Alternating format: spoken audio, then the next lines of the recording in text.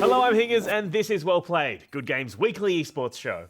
This week, I thought we might try something a bit different and take a longer look at the esports news of the week, including a big CSGO announcement from ESL. First to League of Legends, where Riot employee and caster Martin DeFicio Lynch has been suspended from on-air duties after failing to disclose a potential conflict of interest. The 23-year-old Dane was initially accused of sharing the in-game strategy of SK Gaming to rivals the Copenhagen Wolves in the lead-up to a match. Riot found no evidence of this, but while investigating these claims, Riot staff became aware that the Copenhagen Wolves had offered DeFicio a management position at the end of the season, and that DeFicio had since approached several LCS players about the possibility of moving to Wolves in the future. Because of DeFicio's failure to disclose any of this to his employer, he has been suspended from on-air duties until week 4 of LCS, and will not be casting any Copenhagen Wolves matches indefinitely. Sorry, to be clear, when I say indefinitely, I mean the period of time DeFicio will not be casting the Wolves matches is indefinite. I'm not suggesting that Riot have banned DeFicio from casting Copenhagen Wolves matches in an indefinite manner. As far as I know, there is no evidence that Riot are concerned DeFicio is casting LoL matches, while in suspended animation in a non-corporeal vortex somewhere.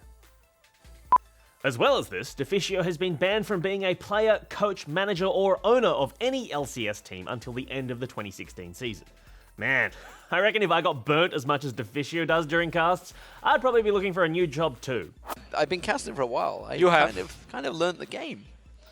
Only a little, though. Only a little. I mean, I'm not quite LCS pro player level, but then again, neither are you anymore.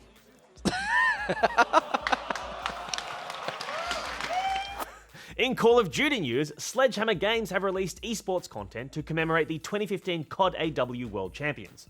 3 months after their victory at COD Champs back in March, Denial Esports have helped pick out a custom character gear set that includes a helmet, loadout, and exoskeleton, replete with their team branding.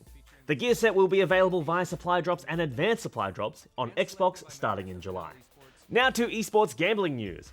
Betting on German Counter-Strike team Killerfish has been suspended by website CSGO Lounge after questionable betting patterns were uncovered last week.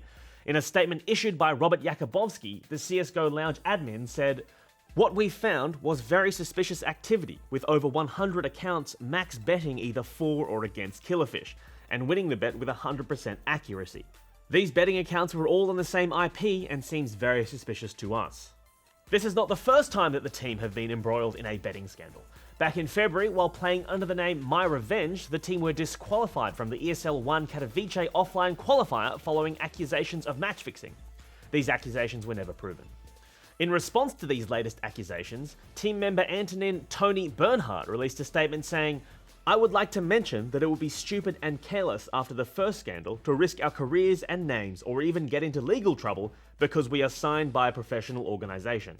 You can read the statement in full at hltv.org, but my favourite quote is, "We are not the best team in the world, so we can lose against top tier teams. When we lose, we are not throwing." The famous, "Oh no, we're really just that bad" defense.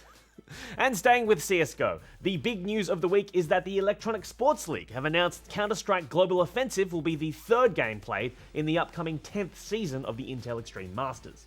The franchise has a long and storied history with the world's biggest esports company, dating back to 2007. Counter-Strike 1.6 was played during the first 6 IEM seasons through until 2012. However, from Season 7 onwards, the only 2 games played at IEM have been League of Legends and StarCraft 2. ESL have previously hosted CSGO events on their alternate circuit, ESL 1, which also played host to Battlefield 4 and Dota 2 events this year. There is no word from ESL on what this announcement will mean for CSGO at ESL 1 in 2016. However, there are still CSGO events planned for the rest of 2015. In fact, Valve, the makers of Counter-Strike, announced last week that they would be sponsoring the $250,000 prize pool for the CSGO ESL 1 event in Cologne at the end of August, and the two companies are billing the event as the world's largest CSGO tournament. That event is slated for the 20th to the 23rd of August in Cologne at the Lanxess Arena. However, there's also an Intel Extreme Masters event in Cologne scheduled for Gamescom 2 weeks earlier. Again, because there's been no confirmation from ESL about whether or not all IEM events will host CSGO or just some, this potential Cologne double-up is causing some confusion in the community, as travelling to Cologne twice in a month may not be financially viable for some teams, especially those in places like North America and Australia. Season 10 of IEM kicks off July 16 in Shenzhen, China, and goes through until the final in Katowice in March 2016. Alright, let's now turn to some local events.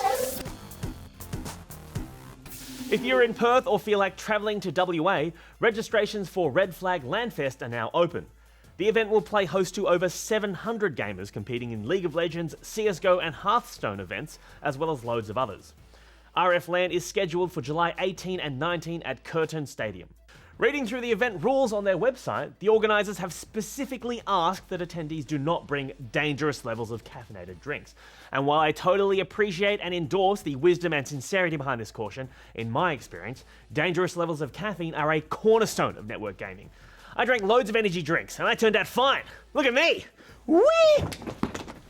It's not a spinning chair. Don't know why I would try that. You can find more details at rflan.org. Similarly, if you are in Sydney or feel like travelling to the Harbour City, the Australian Cyber League will be holding a 15+ event at the Atrium at Macquarie University later on this month. ACL Pro Sydney will take place on Saturday the 27th and Sunday the 28th of June, and attendees will be able to compete in and watch both competitive and casual events, including Mortal Kombat X, Project Cars, and also Warcraft 3. Here's a hot tip for Warcraft 3. However fast your micro is, it isn't fast enough. And how did you get Griffins? Who rushes Griffin riders? Oh, this is silly. Okay, that is it for today's show. We'll probably be doing a big roundup of the news once a month or so let us know what you think and hit us up on Facebook and Twitter if you've got a local event you'd like us to plug. Thanks very much for watching, and we'll see you next week. Hingers out! All right, Lena.